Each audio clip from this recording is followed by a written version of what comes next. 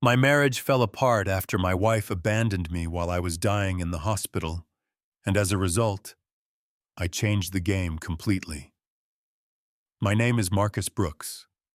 I'm 43 years old, and I work as a regional sales director at a major software company. My wife is Olivia Brooks. It happened in the middle of a normal workday. I was presenting in a team meeting when everything suddenly went black. I collapsed right there in the office. My colleagues called an ambulance and immediately phoned my wife to tell her what had happened. Olivia's response was shocking. "We can't cancel the trip," she said without missing a beat. "We're only 3 days away from Santorini." The doctor got on the line and explained the severity, that my heart had stopped twice and I was in critical condition. Her answer was simple and cold. "We're still going. The tickets are non-refundable." Lying in that hospital bed, I finally saw our marriage for what it really was. And I knew that when she returned from Santorini, nothing would ever be the same.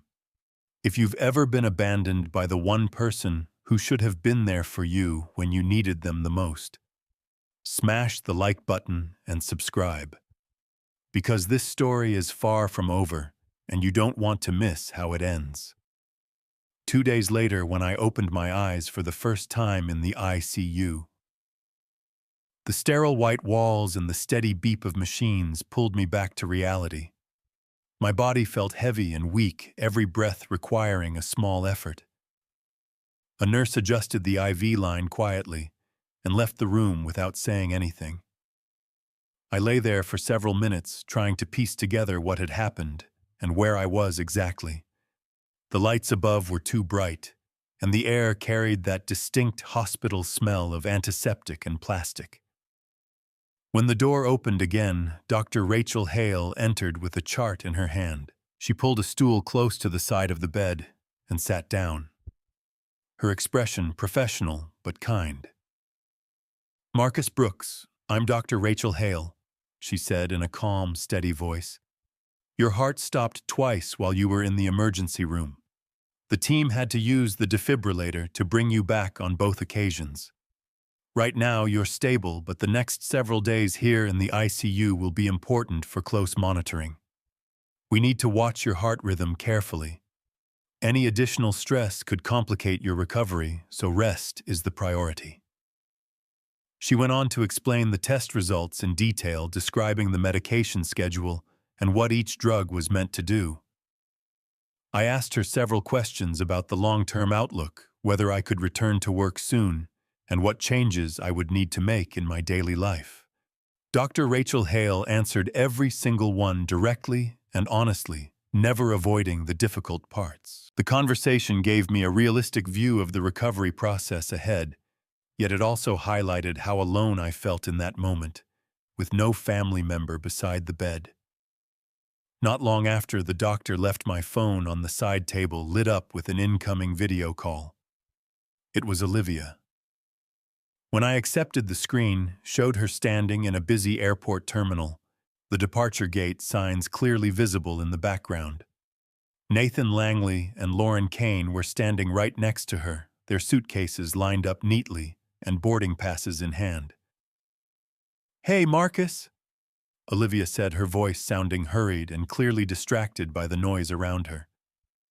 "The hospital left a message earlier, but we're already at the gate for Santorini. Nathan Langley and his sister Lauren Kane came with me for the trip. The plane starts boarding in just a few minutes, so we really have to get going now." I tried my best to keep my voice steady despite the weakness I still felt. "Olivia, Dr. Rachel Hale just finished explaining everything." My heart stopped twice. They had to shock me back into rhythm both times. She glanced briefly toward Nathan and Lauren before replying. "I understand it's a serious situation, but the entire trip has already been paid for in full and changing plans at this point isn't possible. I'll send you a quick message once we land safely. Please take care of yourself while I'm away." The video call lasted less than a minute before it ended. I continued staring at the now blank screen, letting the cold tone of her words sink deeper. There had been no suggestion that she might turn around or delay the flight. No real questions about how I was feeling physically or emotionally. The priority had been placed entirely on the vacation. Right after the call disconnected, the text messages began arriving one after another. Just boarded the plane. We're in the air now. Made the connection successfully in Athens. Landed safely here in Santorini. Each message was brief and to the point, containing only the basic facts of their travel progress. Not one of them included any question about my condition at the hospital or offered even a single word of emotional support. The consistent pattern across all those short updates made the emotional distance between us feel wider than ever. As the hours continued to pass slowly in the ICU, this behavior from Olivia started to weigh more heavily on my thoughts. The decision to proceed with the flight, despite the clear medical emergency, raised serious questions that were becoming harder to push aside. The fact that she was traveling with Nathan Langley, a senior finance manager from the same company where I worked, along with his sister Lauren Kane, added an extra layer of discomfort to the entire situation. Still, I reminded myself that I needed solid information before allowing my mind to draw any firm conclusions. Later that same afternoon, Brandon Whitaker entered the room carrying a small bag of snacks from the hospital cafeteria. He had been my closest friend and colleague at the office for years, someone I could always count on for honest advice. He pulled up a chair beside the bed and sat down, his face showing genuine concern. "Marcus, the whole team at work was really worried when they heard what happened," he said. "How are you feeling now after speaking with the doctor?" I described what Dr. Rachel Hale had shared about my heart stopping twice and the need for careful monitoring. Brandon listened attentively and shared some positive updates about how the office was handling my responsibilities in the meantime. Then, in a casual way during the conversation, he brought up something that caught my full attention. "I heard Olivia decided to continue with the Santorini trip anyway. She mentioned she was going with Nathan Langley and his sister Lauren Kane. From what I gathered, the three of them seemed excited about making the most of the time there." His comment was delivered innocently, without any hidden meaning on his part, but it struck me strongly. Hearing the name Nathan Langley, the senior finance manager I knew from work, connected to my wife's trip along with Lauren Kane as part of the group, planted a clear seed of doubt that was now impossible to ignore. Brandon continued talking, as if it were just normal travel news, but for me, it introduced another element into the growing sense of unease I was experiencing. I chose not to share my inner thoughts at that moment and simply thanked him for stopping by. We spent some time discussing lighter topics related to ongoing projects at the office to ease the atmosphere, and then he stood up to leave with a promise to visit again as soon as possible. Once I was alone in the room again, I replayed both the short video call and the series of text messages in my mind multiple times. The detached responses, the firm choice to travel, regardless of the hospital update, and the specific travel companions all suggested that something more significant might be happening beyond a simple vacation. The suspicion felt increasingly real, yet I understood clearly that I still lacked any concrete proof. The only reasonable approach was to wait patiently and observe what unfolded once Olivia returned from Santorini. The remainder of the day followed the hospital routine with regular nurse checks, vital sign monitoring, and one additional short visit from Dr. Rachel Hale to go over my latest progress numbers. She once more emphasized the importance of minimizing any form of stress during this recovery phase, though my thoughts were already heavily focused on the personal situation developing outside the hospital walls. As evening gradually took over and the lights in the ICU dimmed slightly, the machines kept up their constant rhythmic sounds. The questions surrounding my marriage had now taken firm root in my mind. I resolved internally that I would address them based on facts when the right moment arrived. For the time being, the ICU remained my immediate reality, while the ongoing trip to Santorini belonged entirely to Olivia and her choices. A week after I was discharged and returned home alone, the house felt unusually quiet when I first stepped through the door after the hospital stay. I spent those first several days at home focusing strictly on rest, taking my prescribed medications on schedule, and doing the light exercises recommended for recovery. The quiet environment gave me plenty of time to think. Then messages from Olivia began coming in regularly, each one attached with several photos from her time in Santorini. In one picture, she stood on a sunlit terrace with white buildings behind her. Nathan Langley positioned closely beside her on the left, while Lauren Kane smiled on the right. Another image showed the three of them seated at an outdoor table by the water, raising glasses toward the camera in a cheerful toast. The short captions talked about the stunning scenery and pleasant temperatures. Yet the comfortable way they appeared together in every shot created an uncomfortable feeling I could not easily dismiss. Olivia arrived back home late one evening. The sound of suitcase wheels rolling across the driveway announced her return before she even opened the front door. She gave me a brief hug upon entering and immediately started unpacking her belongings right there in the living room area. As she separated clothes and souvenirs, I offered to help by carrying one of the heavier suitcases upstairs to the bedroom. When I unzipped the main compartment to assist with organizing the contents, a strong and unfamiliar sweet perfume scent rose from inside. It was a floral fragrance much heavier than anything Olivia normally wore, and it clung noticeably to multiple clothing items packed together. The intensity suggested the perfume had been used frequently by someone else throughout the vacation. I made a mental note of this observation, but chose not to comment on it immediately. The following morning, Brandon Whitaker came over to the house to see how I was doing. We settled in the kitchen with fresh coffee and discussed how the sales team had been covering my accounts during my absence. The talk remained casual and work-related for some time, until Brandon brought up a piece of information that shifted the entire conversation. "I spoke with a couple of contacts in the finance department yesterday," he explained carefully. "They shared that Nathan Langley has been involved with Olivia on a personal level for quite a few months already. It sounds like the relationship has been going on longer than most people realized. I figured it was important for you to hear this directly from me." The revelation hit with significant weight. Brandon chose his words thoughtfully and emphasized that his sources had no reason to fabricate details. He went on to describe how the two had maintained discretion at the office, but certain patterns in their behavior had started drawing attention from colleagues who noticed.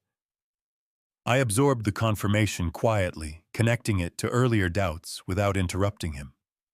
Before leaving, Brandon reassured me of his willingness to provide any further assistance if I needed it. That afternoon, Olivia decided to take a long shower after her travels. She left her phone charging on the kitchen counter and did not bring it into the bathroom with her. When a new notification caused the screen to light up, I saw the opportunity. I picked up the device and carefully reviewed the recent message history. Multiple conversations with Nathan Langley immediately stood out because of their personal and affectionate nature. The exchanges referenced specific shared experiences from the Santorini getaway and included arrangements for future meetings. One particular text expressed how much he had been thinking about her since the trip ended. I quickly captured screenshots of the most relevant parts for my own documentation, then returned the phone to its exact original position on the counter. When Olivia emerged from the bathroom wrapped in a towel, she appeared refreshed and started sharing stories about the highlights of her vacation in a relaxed manner. I responded with short, neutral comments to keep the interaction normal on the surface. Although the evidence from the phone now sat securely in my possession, I maintained my composure and focused on processing the information logically before deciding on any direct action. Later that same evening, my phone rang with an incoming call from Victoria Hale, who is Olivia's mother. She opened the discussion by inquiring politely about my health and progress since leaving the hospital. However, she soon steered the topic toward her daughter. Olivia mentioned the wonderful time she had in Santorini, Victoria said. After all the stress both of you have faced recently, she really deserved that break. You need to realize she has also been carrying a heavy load. Try not to add more tension by making a big deal out of minor details from the trip. Victoria continued speaking in support of Olivia, pointing out that problems in any marriage usually involve contributions from both sides, and that her daughter had shown maturity by taking time for herself. She expressed clear pride in how Olivia had managed the situation and suggested I focus on being more understanding. I heard her out fully without engaging in debate, taking note of how strongly she aligned herself with her daughter's perspective.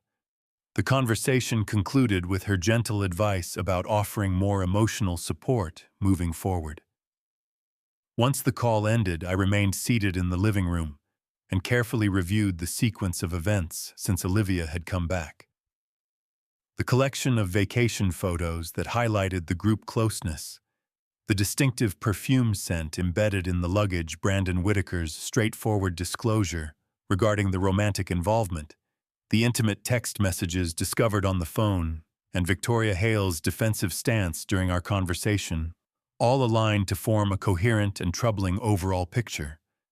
Each element reinforced the others in a way that left little room for alternative explanations. I dedicated the remainder of the evening to quietly considering the broader consequences of these discoveries. The marriage I thought I had clearly no longer existed in the same form. Learning about the ongoing affair with Nathan Langley, especially paired with the absence of support during my recent health crisis, presented me with serious choices that required careful planning. My approach would need to be deliberate, focused on self-protection, and free from impulsive reactions. Surface-level daily routines resumed in the days that followed. Olivia returned to her regular work and personal schedule, while I concentrated on rebuilding my physical strength through consistent rest and light activity. Beneath that ordinary appearance, however, the transformed reality of our relationship had become fully clear to me. With solid information now gathered, the direction I needed to take was starting to take definite shape hour by hour. I didn't yell. I just acted quietly. After gathering the necessary information, I chose to move forward with deliberate steps rather than emotional reactions. I contacted Derek Kane, an experienced family law attorney, whose name had come recommended through a reliable professional network. His office occupied a quiet suite in a downtown professional building, and I arrived 15 minutes early for our scheduled consultation. Derek Kane welcomed me into a well-organized conference room and spent the first part of the meeting listening attentively while I described the current state of my marriage and the recent discoveries. He took detailed notes and asked precise questions regarding joint bank accounts, the mortgage on the house, retirement contributions, and how long we had been married. Once he had a complete picture, Derek Kane presented a structured plan centered on legal asset protection and preparing the groundwork for divorce proceedings.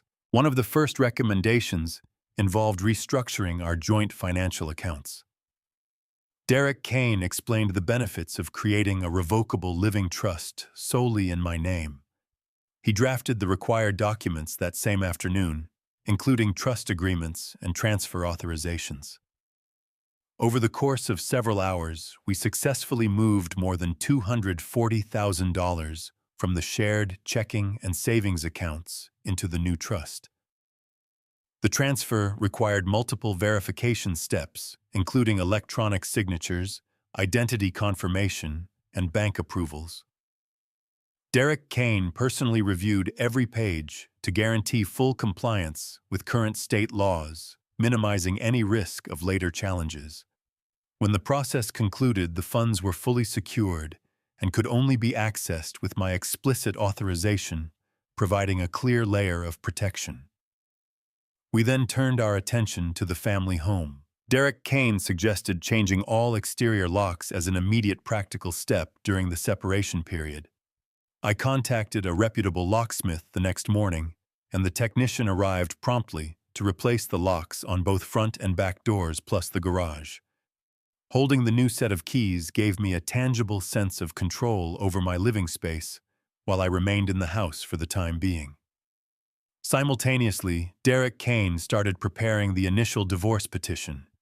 He worked methodically, drafting language that focused on irreconcilable differences and equitable distribution of assets.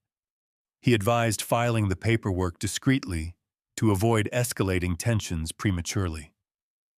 During our discussion, we covered potential approaches to property division questions around spousal maintenance and the importance of maintaining thorough records for any court appearances. Every decision followed legal guidance to ensure the process remained professional and defensible. To further strengthen the factual foundation, I arranged another private meeting with Brandon Whitaker. We chose a small, low-key cafe on the edge of town after regular business hours to minimize the chance of being seen. Brandon shared additional observations he had collected over recent months, including patterns in scheduling and communications that aligned with the developing situation. He mentioned particular work events where Nathan Langley's behavior toward Olivia had drawn subtle attention from others in the department. I listened closely and documented the key points without encouraging speculation. Brandon confirmed he would remain available to provide factual clarifications if more details emerged, while emphasizing his commitment to discretion. The conversation helped complete a clearer chronological understanding of events. During these same days, I paid close attention to my own physical recovery. The short daily walks I incorporated into my routine gradually felt less taxing, and my overall energy began to stabilize with steady adherence to medication and rest. Nights became more restful as the acute stress from the hospital period eased. This noticeable improvement in health did not distract me. Instead, it strengthened my resolve to safeguard my future. I was determined not to allow the circumstances to leave me exposed or unprepared again. Each legal measure I completed reinforced this commitment to self-protection. Derek Kane and I conducted 2 additional detailed meetings that week to refine the documents. We examined recent bank statements, line by line reviewed property ownership records, and assessed retirement account allocations to identify any overlooked items. He walked me through how the trust would serve as an effective barrier in potential negotiations, and explained the rules governing fair asset division according to state guidelines. I raised practical questions about expected timelines, possible counter-responses, and strategies for maintaining stability during the process. Derek Kane offered balanced, experience-based perspectives without making unrealistic guarantees, repeatedly highlighting the value of patience and complete documentation. In the evenings, I dedicated time to organizing my personal files at home. I made secure copies of all significant financial records and stored them in a separate, protected location away from shared spaces. This systematic preparation increased my confidence in managing the situation. The understated nature of these preparations allowed daily life to appear unchanged on the outside, while I established a firm internal structure for the steps ahead. As the week continued, my recovery routine remained consistent, combining light physical activity with nutritious meals and adequate sleep. The positive change in my condition aligned with a clearer mental perspective on the marriage. The choices I made throughout this phase stemmed from a focus on long-term security rather than immediate reaction. Protecting assets through proper legal channels represented the most responsible course of action under the existing conditions. Derek Kane conducted a final review of the completed trust paperwork and the drafted divorce documents before official submission. All materials moved through established legal procedures to maintain full compliance. The lock replacement at the house finished without issue, and I retained the complete set of new keys while delaying any distribution. These measures stayed confidential during this stage. Brandon Whitaker followed up with one brief phone call to verify he had no further immediate information, but renewed his offer of support. I expressed appreciation for his careful approach and reliability. The supplementary details he contributed helped solidify the factual record supporting my decisions. By the conclusion of the week, the primary financial safeguards had been successfully established. More than $240,000 rested safely within the trust. The house security had been updated, and the divorce documents stood prepared for formal service at the appropriate moment. My health showed steady advancement, with each new day supplying both the physical endurance and mental focus required for the upcoming developments. I considered the difference between the earlier period of doubt and the structured direction I now followed. The measured actions taken during these days created a reliable basis for progress. Emphasis stayed on concrete legal steps and protective measures instead of open conflict. This method enabled me to preserve calm while directly addressing the practical realities before me. The combined efforts of recovery and strategic preparation proceeded steadily. A subsequent medical appointment yielded encouraging results, reinforcing my dedication to the plan I had set in motion. Every component handled in this phase contributed directly to the goal of establishing independence and security for my future. Saturday morning, when the suitcases rolled into the house. The front door clicked open, and the distinct sound of suitcase wheels moving across the hardwood floor filled the entryway. Olivia stepped inside first, looking refreshed from the trip, followed immediately by Nathan Langley, carrying 2 large bags, and Lauren Kane trailing behind with a smaller carry-on. They placed the luggage down near the stairs, and the air quickly filled with the noise of zippers opening and casual conversation about the long flight back from Santorini.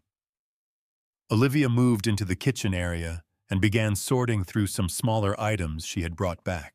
Nathan Langley helped move the heavier pieces further inside, while Lauren Kane hovered near the doorway, her eyes scanning the room as if assessing the situation. I stayed seated in the living room, positioned just out of direct sight, but close enough to hear everything clearly. A few minutes later, Olivia's phone rang. She excused herself and walked into the hallway, speaking in a voice that was lowered, but still perfectly audible. On the call, she confirmed intimate details with Nathan Langley about moments they had shared during the vacation, referencing private conversations and locations they had visited together, away from the main group. Nathan Langley's voice came through the speaker, expressing how much he had enjoyed their time alone and making plans for when they could meet again without others around. The exchange was direct and left no ambiguity about the romantic nature of their relationship. Lauren Kane noticed the call almost immediately. She moved quickly from the living room toward the hallway, attempting to interrupt by asking Olivia loud questions about a souvenir she had supposedly forgotten in one of the bags. "Olivia, did you bring that blue scarf we bought in the market?" she asked, her tone overly casual and slightly strained. When that didn't fully stop the conversation, Lauren Kane suggested they all sit down together for coffee right away, repeating the idea twice and trying to shift the focus to harmless travel stories about the beautiful sunsets and local food in Santorini. Her efforts to cover the content of the call were obvious in the way she kept glancing back toward the living room. Olivia soon ended the phone conversation and returned to the main area. She approached me with a soft expression and placed her hand gently on my shoulder. "Hey Marcus, you look like you've been resting. How have you been feeling these past days? The trip took longer than planned with all the connections, but I'm back now. Is there anything I can do for you? Maybe I can make us some breakfast or help with anything around the house." Her voice carried a concerned tone as she continued asking about my recovery, suggesting we spend some quiet time together that evening to catch up. She mentioned wanting to hear how things had gone at home and offered to handle some household tasks she had missed. The questions felt deliberate, as if she was trying to create an impression of care and normalcy after being away. Lauren Kane remained in the background, busying herself with unpacking small items and occasionally adding comments to steer the conversation. She brought up neutral topics like the pleasant weather during the trip and how refreshing it had been to disconnect from daily routines. Whenever the discussion risked turning more personal, Lauren Kane would interject with another safe remark, such as recommending a restaurant they had tried or describing a boat ride they had taken. Her discomfort showed in small, nervous gestures, like adjusting her bag repeatedly and avoiding prolonged eye contact. Olivia kept up her attentive behavior throughout the morning. She brought me a fresh glass of water, asked if the temperature in the house was comfortable, and suggested we plan something simple for the weekend. She spoke about how the time away had given her new perspective and hoped we could work on things moving forward. Her words were gentle and measured, creating the appearance of someone trying to reconnect. I responded with brief, calm replies, maintaining a neutral expression while observing every detail. Inside, the overheard call had provided the final confirmation I needed. I had already prepared myself mentally for this exact scenario, and I knew the pieces were now fully in place. The contrast between Olivia's current caring demeanor and the content of the private conversation I had just heard was stark. Nathan Langley stayed mostly quiet during the unpacking process. He helped organize a few items but avoided joining the main conversation, occasionally nodding when Olivia or Lauren Kane spoke. He seemed eager to leave once the bags were sorted, mentioning a prior commitment that required him to head out soon. Lauren Kane continued her attempts to keep the atmosphere light. She suggested the three of them go out for a casual lunch later as a way to celebrate the successful trip, framing it as a relaxed group activity. Her voice carried an underlying tension, and she repeated certain safe topics to fill any potential silence. The morning unfolded with these layered interactions. Olivia maintained her role of the concerned wife, checking on me periodically and offering small gestures of support. Lauren Kane worked to deflect attention from anything sensitive, while Nathan Langley kept a low profile. The entire scene played out with careful politeness on the surface, yet the underlying realities had become impossible to ignore. I had reached complete readiness by this point. The events of that Saturday morning removed any remaining uncertainty and confirmed that the next phase needed to begin. The overheard confirmation, Lauren Kane's protective interruptions, Olivia's attempts to appear caring, and the overall dynamics in the house all aligned to solidify my understanding of the true situation. As the suitcases were finally cleared and the entryway returned to normal, Olivia continued her efforts to engage me in conversation about daily matters. She asked more questions about my health and routines, trying to bridge what she perceived as distance. Her behavior remained consistent and persistent throughout the morning hours. Nathan Langley and Lauren Kane prepared to depart shortly after the main unpacking finished. They offered polite goodbyes, with Lauren Kane adding one final comment about how nice it was to be back and hoping everyone would rest well. Their exit carried a visible sense of relief. By early afternoon, the house had settled into a quieter rhythm once more. Olivia moved through her usual spaces, occasionally returning to check on me with additional questions and suggestions. The morning had provided everything I needed to move forward with clarity and purpose. The interactions and events of that Saturday left no doubt in my mind. I was fully prepared for what came next, based entirely on the facts that had unfolded in front of me. I stood right at the living room doorway, holding the stack of papers. The morning light filled the room as Olivia, Nathan Langley, and Lauren Kane stood near the cleared suitcases. I walked forward and placed the documents firmly on the coffee table. The sudden quiet in the room was immediate, as all three turned their attention toward me. "These are the divorce papers," I said in a calm, measured voice. "I filed them this week. The marriage is over and it ends on my terms." Olivia reached for the top page, her eyes scanning the text rapidly.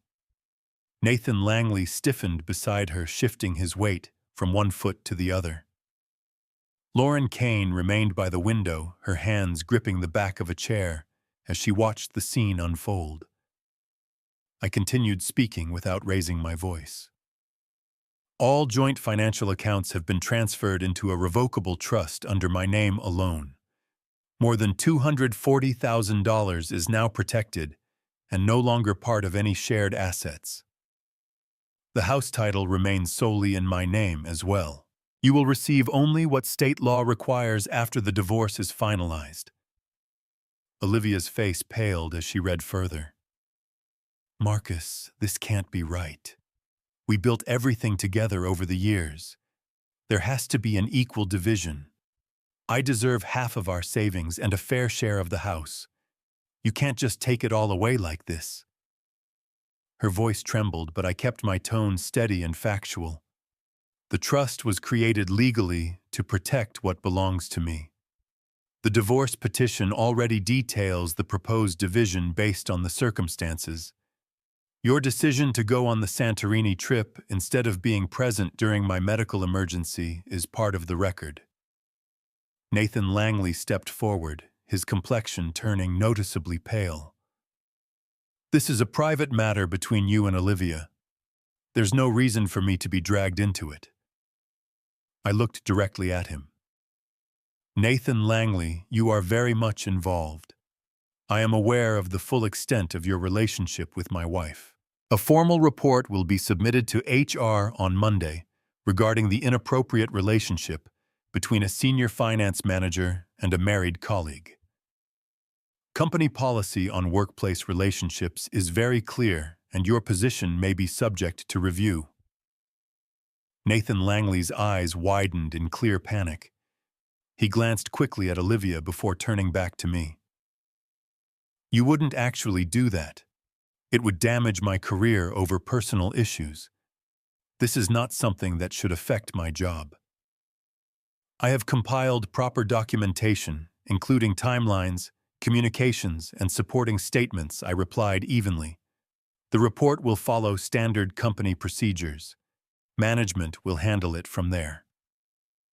Lauren Kane moved closer to her brother, her voice carrying visible strain, though she did not raise it. Marcus, this is going too far. Olivia is my close friend, and Nathan is my brother. We only went on the trip to support her. You're turning a personal disagreement into something that could ruin lives. Please reconsider before making irreversible decisions. She positioned herself slightly between Nathan Langley and me, continuing in a pleading but controlled tone. Families face difficulties all the time. This doesn't have to end with legal threats and career damage. We can sit down and talk like reasonable adults. Olivia's eyes filled with tears as she clutched the divorce papers tightly. Marcus, please listen to me. I admit the trip was a mistake, but cutting me off from everything we built is too harsh. I need my share of the savings to start over. The house equity, the accounts, half of it belongs to me. I can't be left with nothing after all these years. Think about what this will do to our future. Tears began running down her cheeks as she continued.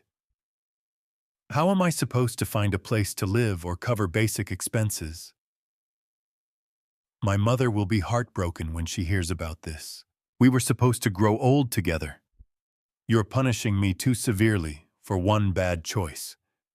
The atmosphere in the living room grew heavy with tension. Nathan Langley paced a short distance, running his hand through his hair repeatedly as the reality of the HR report sank in. If that report goes in, it could lead to suspension or worse. I have a mortgage and responsibilities. This feels like revenge rather than a fair resolution. Lauren Kane added her voice again, trying to de-escalate while protecting her brother. Olivia didn't plan for any of this to hurt you so deeply. We all make errors in judgment. Threatening someone's livelihood crosses a line. Consider the bigger picture instead of acting so decisively. Olivia wiped her face and stepped closer, her voice breaking with emotion. Marcus, I'm begging you. Leave some of the money accessible. I'll agree to whatever reasonable terms you set, but don't strip away my financial security completely.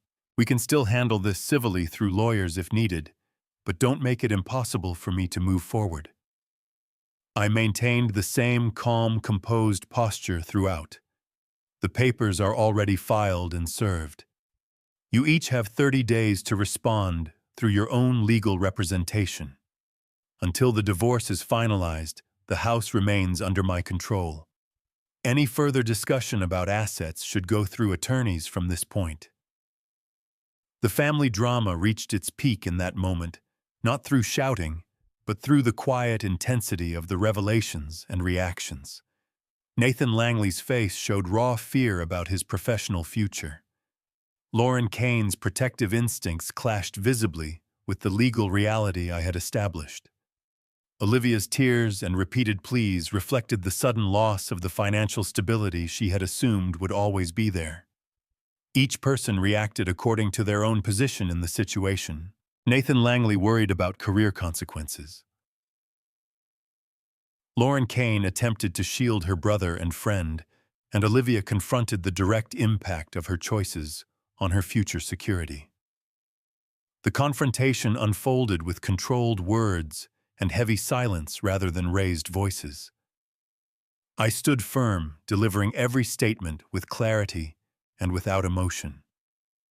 The stack of papers on the table served as the undeniable evidence of the changes that had already taken place. The marriage had reached its end, the assets were legally protected, and the consequences were now being faced by everyone present. The living room remained charged with unresolved tension as the reality of the new situation settled over all of us. No dramatic outbursts occurred yet. The weight of the moment left a lasting impact on every person in the room. Later that same afternoon, everything started to change. Olivia began packing her essential belongings within hours of the conversation. She moved methodically through the house, selecting clothes, personal items, and a few documents from the shared spaces. I observed from the kitchen as she loaded suitcases into her car without asking for help. The process took several hours, and by early evening, she had removed most of her immediate possessions. Before leaving, she stood in the doorway with red eyes and said she would find temporary accommodation with a friend until she could arrange something more permanent. The front door closed behind her with a quiet click that marked the beginning of the new reality. Lauren Kane became deeply involved in the unfolding events almost immediately. She returned to the house later that afternoon to help Olivia with the remaining items. As she carried boxes to the car, Lauren Kane expressed frustration about how quickly the situation had escalated. She made several phone calls in the driveway, speaking in hushed tones about finding housing options and legal advice for her friend. Her involvement pulled her further into the family conflict as she tried to coordinate support while dealing with her own brother's troubles. Lauren Kane stayed until dusk, her face showing clear exhaustion from being caught between loyalties. Meanwhile, Nathan Langley received an official summons from the company's Human Resources Department. The email arrived on his work account that afternoon, requesting an immediate meeting to discuss workplace conduct and potential policy violations. He contacted Olivia and Lauren Kane in a state of visible distress, sharing that the meeting was scheduled for the following Monday. The prospect of facing questions about his relationship with a colleague's wife created immediate pressure on his professional standing. Nathan Langley spent the rest of the day making calls to understand his options, his usual confidence replaced by concern about possible disciplinary action or reassignment. Victoria Hale called my phone in the early evening. She introduced herself formally and immediately launched into a lengthy appeal on behalf of her daughter. Marcus, I heard what happened today. Olivia is devastated and doesn't know where to turn. As her mother, I'm asking you to reconsider the harsh measures you've taken. She needs access to some of the joint funds to secure housing and cover basic living expenses while this gets sorted out. I listened quietly as Victoria Hale continued emphasizing the years of marriage and suggesting that compassion should guide the separation process. She mentioned how difficult it would be for Olivia to start over with limited resources and urged me to pause the legal proceedings long enough to negotiate a more balanced arrangement. Her tone shifted between pleading and firm as she described the emotional toll on the family. After she finished speaking, I responded calmly. Victoria Hale, the decisions regarding assets were made through proper legal channels. The divorce process will determine what is fair. I cannot reverse the trust or the account changes at this point. Victoria Hale tried again, bringing up shared memories and the impact on future family relations. She suggested mediation as a way to avoid further conflict. I acknowledged her concerns but explained that all further communication on financial matters should go through attorneys. The call ended without any change in the current arrangements, leaving her intervention unsuccessful. That same evening, I began packing my own belongings to move out temporarily. I loaded essential clothes, documents, and personal items into my vehicle and drove to a nearby extended stay hotel. The quiet room provided space to reflect on the rapid changes of the day. Settling into the new environment felt like the first step toward an independent chapter. I arranged for mail forwarding and updated my contact information while keeping routines simple and focused on recovery. The financial and professional consequences for the others started becoming visible within days. Olivia contacted a real estate agent to view small apartments, complaining about the limited options within her current budget after losing access to the joint savings. She mentioned in a brief message that she had to rely on credit cards for immediate expenses and was exploring part-time work to supplement her income.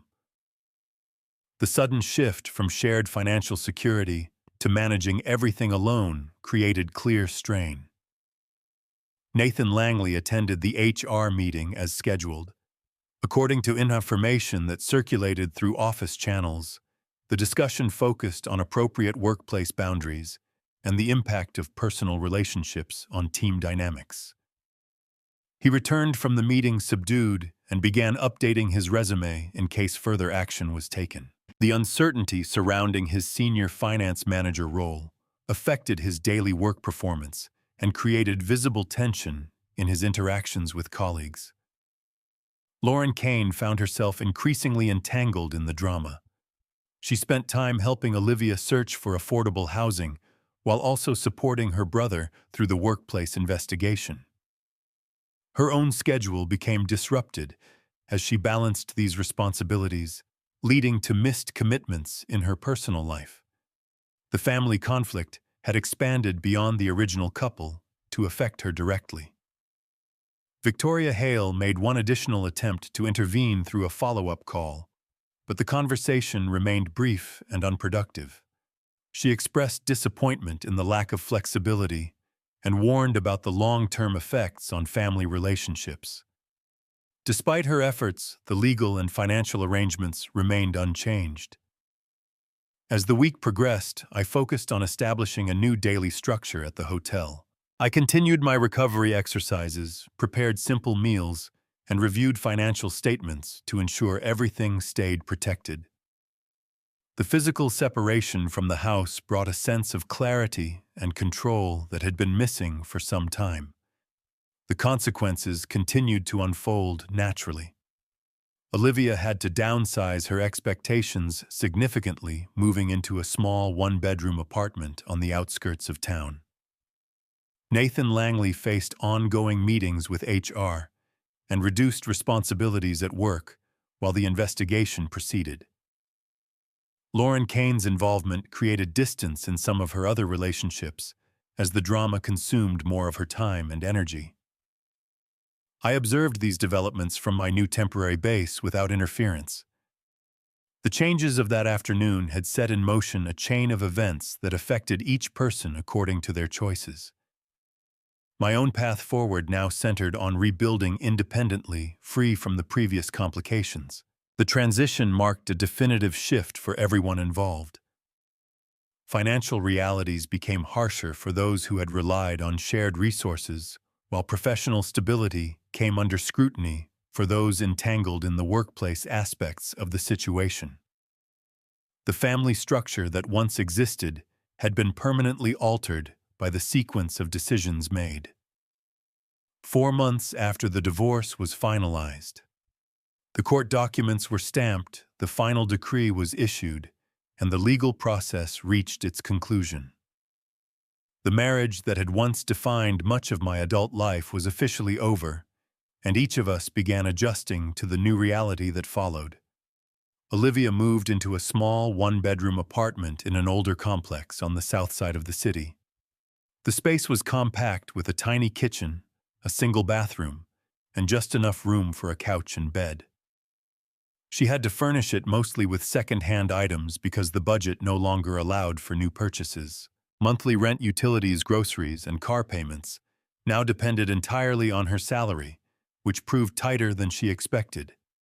She started tracking every expense in a notebook, cutting back on dining out subscriptions and even basic clothing replacements. Friends mentioned seeing her search online for part-time evening work to cover the difference. The financial security she had grown accustomed to over the years had vanished almost overnight, replaced by constant calculations and worry about unexpected bills. Simple things like a minor car repair or a medical copay now created genuine stress that affected her daily mood and sleep. Nathan Langley was relieved of his senior finance manager position 2 weeks after the HR meetings concluded. The company cited violations of the code of conduct regarding personal relationships in the workplace. He was reassigned to a junior analyst role in a different division, with a noticeable reduction in salary and responsibilities. The change meant longer hours for less pay and the loss of the private office he once had. Colleagues who previously sought his advice now kept their distance, and the atmosphere around him grew awkward and formal. Nathan Langley spent his evenings updating resumes and reaching out to contacts in other companies, but the recent disciplinary note on his record made recruiters hesitant. The professional setback affected not only his income, but also his confidence and long-term career trajectory. Lauren Kane found her friendship with Olivia completely broken during those months. What began as attempts to help both sides gradually turned into silence and avoidance.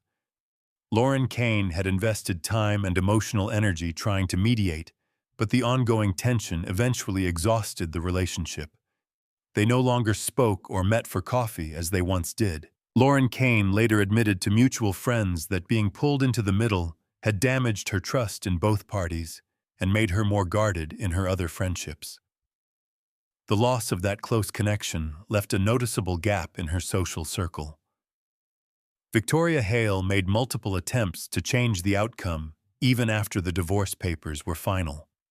She called on several occasions, speaking at length about her daughter's struggles and asking if I would consider providing additional financial assistance or adjusting certain terms out of goodwill.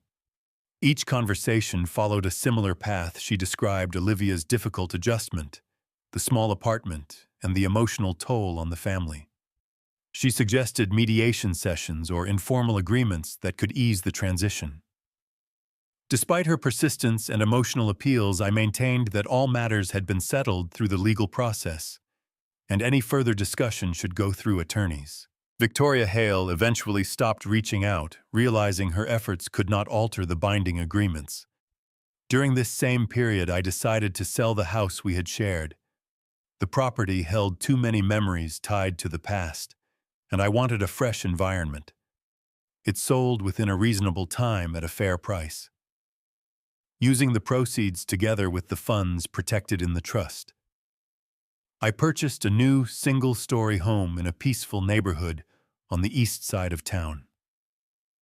The house featured a bright open layout, a small backyard with space for a garden and a modern kitchen where I could cook without feeling confined. Moving day was quiet and organized. I arranged furniture according to my own preferences, set up a comfortable home office, and created routines that suited my current lifestyle. For the first time in years, the space felt entirely mine. My physical health continued to improve steadily. Regular medical checkups showed excellent progress with stronger heart function and reduced need for medication. I incorporated longer morning runs into my schedule, joined a local gym for strength training, and paid close attention to nutrition and sleep. The energy I once lacked returned gradually but consistently. I no longer felt the fatigue that had plagued me after the hospital stay. Instead, I woke up each day with clarity and motivation that extended into work and personal projects. The recovery was not just physical, it affected how I approached every aspect of life with renewed confidence. Looking back at the entire journey, there is one clear lesson I want to share with anyone who might be watching this story. When the person you trusted most abandons you during your weakest moment, hoping they will suddenly change, or that the relationship will heal naturally, is rarely the answer. The smartest and most responsible action is to protect yourself immediately through legal and financial steps. Consult a qualified attorney, secure your assets properly. Document important evidence and make decisions based on reality rather than emotion or false hope. Do not wait for apologies or promises that may never come. Self-protection is not about revenge. It is about taking responsibility for your own future. Many people stay trapped in painful situations for years because they believe love or time will fix everything. In truth, real security begins the moment you stop depending on someone else to value you and start valuing yourself enough to act. Build the safeguards early. Prioritize your stability. That single choice can save you from years of financial struggle and emotional exhaustion. Learn from situations like this. Betrayal reveals character, and preparation protects your peace. Today, I stand in the kitchen of my new home most mornings, coffee in hand, looking out at the quiet street. The sense of freedom is profound. There are no more uncertainties about shared finances or broken trust. I plan weekend hikes, invest time in hobbies I had set aside, and approach my career with fresh focus and energy. The weight that once sat heavily on my shoulders has completely lifted. I feel stronger, clearer, and more alive than I have in a very long time. The experience that began with a collapse in the office ultimately led me to a better version of myself. I no longer measure my worth through another person's choices. Instead, I build my days on solid ground that I control completely. The betrayal that once felt devastating became the turning point that allowed me to create a life of true independence. I moved forward without carrying resentment, only with the strength gained from taking decisive action when it mattered most. This new chapter belongs entirely to me, written on my own terms, and it brings a deep, lasting sense of power and peace.